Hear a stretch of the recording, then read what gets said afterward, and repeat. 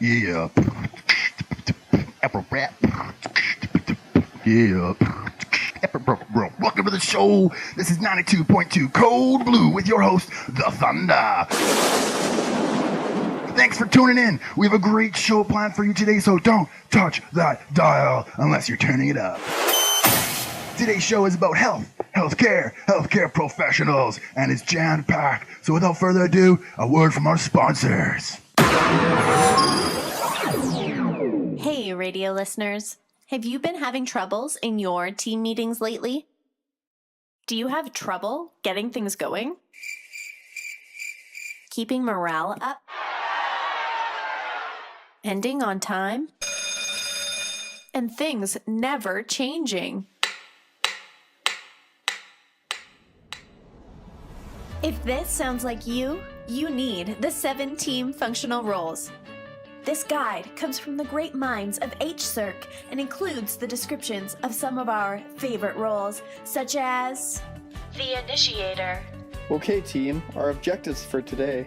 recorder, Does it sound like I captured everything? encourager, That was a great addition. advocate, Would the client be comfortable with that?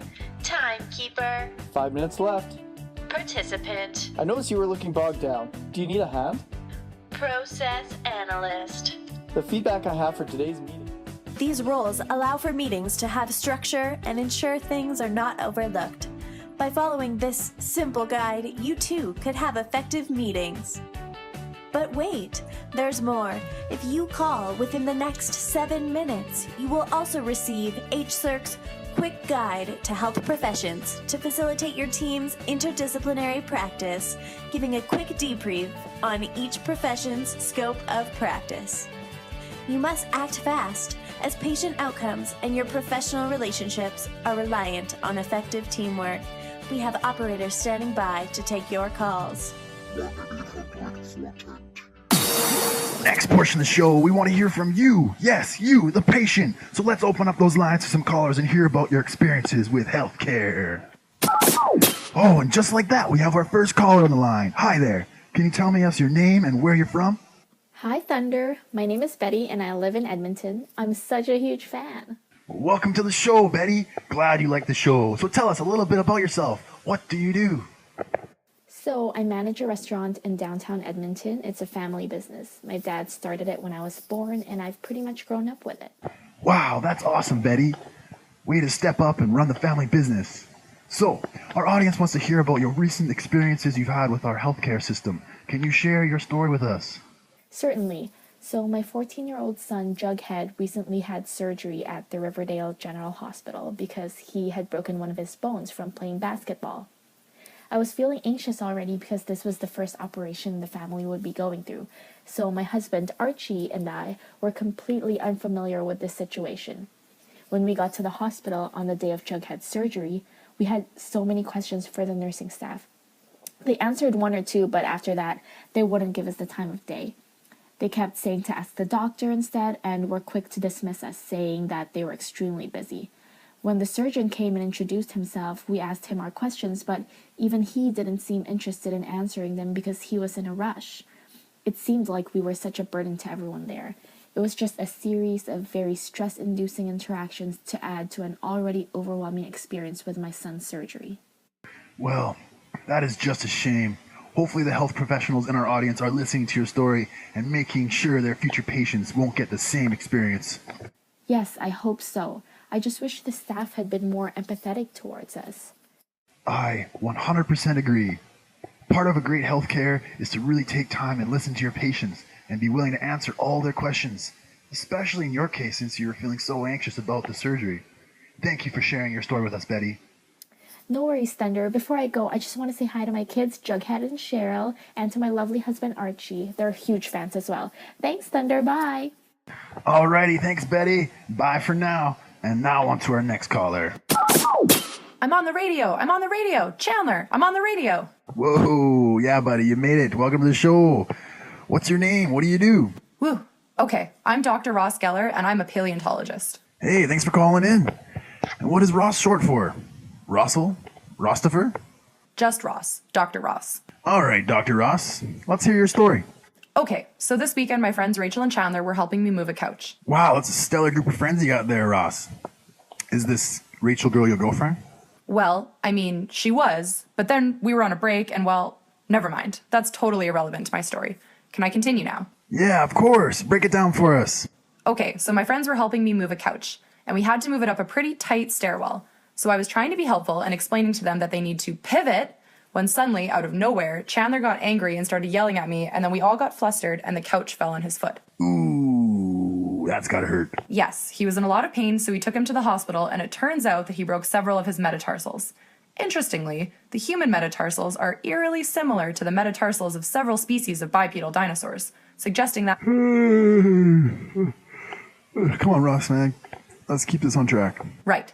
So, anyways, what I really wanted to talk about was the experiences Chandler had with the physiotherapist and occupational therapist while he was going through rehab.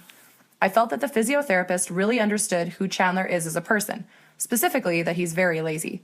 She really tailored the exercises to things that he would actually do, which, if you know Chandler, is not very much. And, I mean, it's not like he was very strong to begin with, or else he wouldn't have dropped the couch.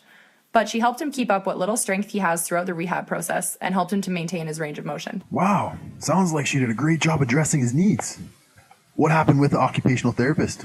Well, he went to Chandler's apartment where he lives with our friend Joey. He did a thorough assessment of the whole apartment and prescribed Chandler some adaptive aids, like crutches and a special boot for his broken foot.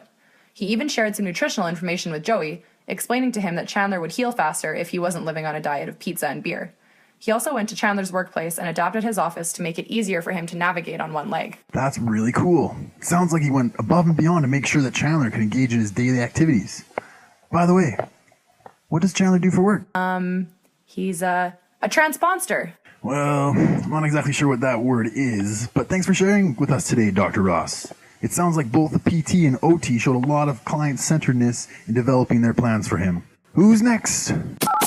Hello there. What's your name and where are you from? Hi, my name's Lily and I'm from the south side of the city. Thanks for having me on. I listen to your show every single morning. We thank you so much for being such a dedicated listener, Lily. What healthcare story do you have to share with us today? Well, in the last few months, my life has undergone some dramatic changes. My husband, Marshall, was recently in a car accident and had to have his leg amputated. Because of this, he was forced to leave his job, which he absolutely loved. Shucks, Lily, I'm really sorry to hear that. How is Marshall doing today? He's been in good spirits the last few weeks, but it's been hard for him to adapt to his new life. He's been much happier since our best friend Ted moved in to help him out while I'm at work. But the real reason I'm calling today is to tell you about the wonderful doctor and pharmacist who have been overseeing Marshall's care. Wow, that Ted guy sure sounds like a beaut. But please, continue on. After he received the news that the amputation would be taking place, Marshall was obviously terrified. But his doctor at the hospital, Dr. Barney, went above and beyond his duties to help Marshall feel as comfortable as possible, especially on the day of the procedure. For the days leading up to the procedure, he checked in on Marshall, provided him with all the information Marshall could ever want, and also answered every single question Marshall asked him. He truly went out of his way to make sure my husband was emotionally and physically prepared for this change. Marshall felt so comfortable when talking to him. He definitely became someone we trusted. This is what it's all about. I love hearing stories like this. Hearing about doctors going out of their way to help their patients is how it should be. No more of this doing the bare minimum. Thank you so much for sharing, Lily. Of course. I would also like to thank the pharmacist over at Robbins Pharmacy who understood our recent financial struggles with Marshall losing his job and provided us with some resources to get the medications covered that our insurance refused to cover.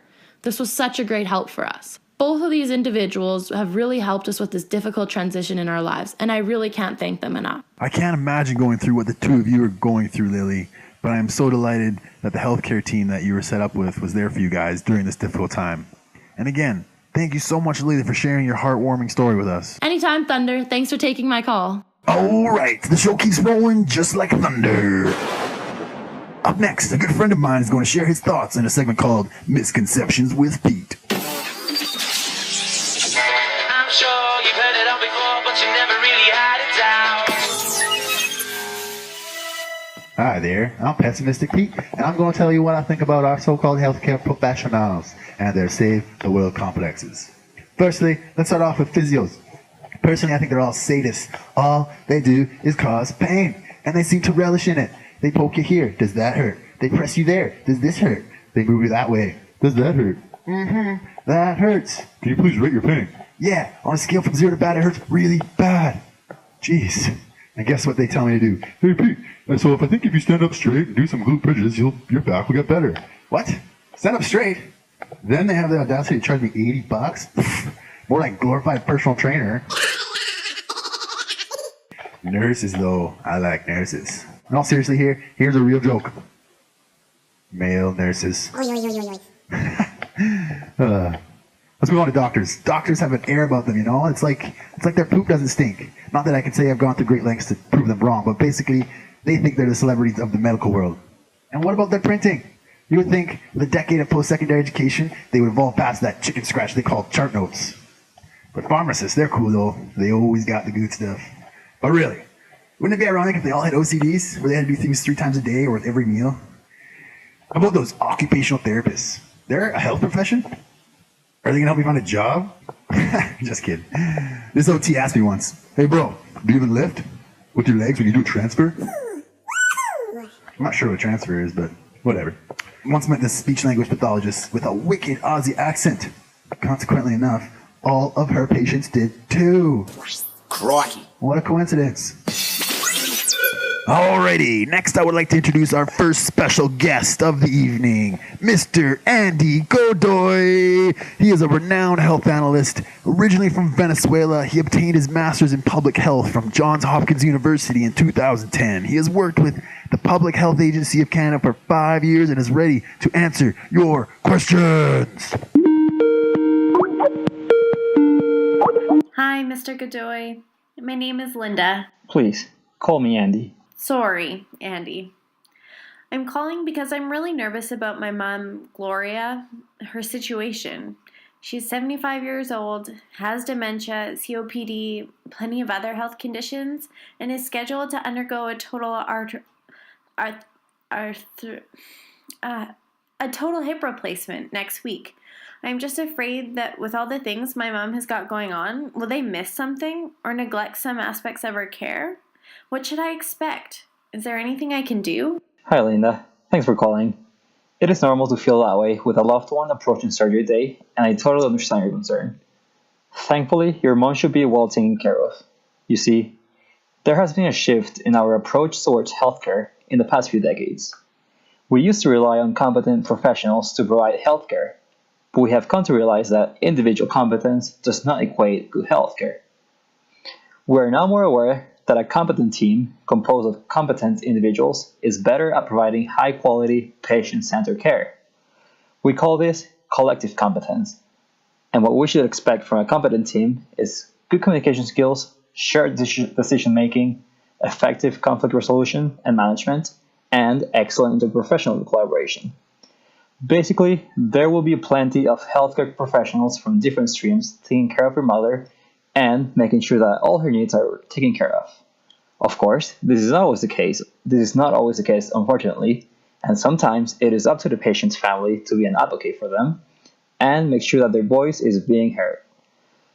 If you feel this is not the case, you can always bring up your concerns to any of the healthcare team, and hopefully they will be able to address whatever the issue may be. Thanks, Mr. Thanks, Andy. No problem, Linda, and good luck. And up next, we have our second guest of the evening, Ivo. He is a registered nurse in Alberta and has been practicing for 10 years. He is ready to answer your questions. Hey Evo, my name is Susan, and I'm calling because I'm a bit confused. I live in Camrose, and I'm receiving treatment for skin cancer and have been asked to go to the local health center next week for a telehealth. What is this all about? Hi, Susan. Thanks for calling. Telehealth is a new technology incorporated in the healthcare system. It is the use of communication and video conference technology to deliver healthcare and health information in real time. One of the advantages of telehealth is patients don't need to travel for long distances to meet with their different health professionals. They can be in contact with them in their local health centers through the use of video conference technology. This saves them time and money. Thanks, Evo. I think this will help. I was wondering how to make the trip to Edmonton for my regular monthly follow-up with the dermatologist, as I'm not feeling too well and can't drive. Alrighty, thanks for tuning in today at 92.2 Code Blue. Thunder signing off.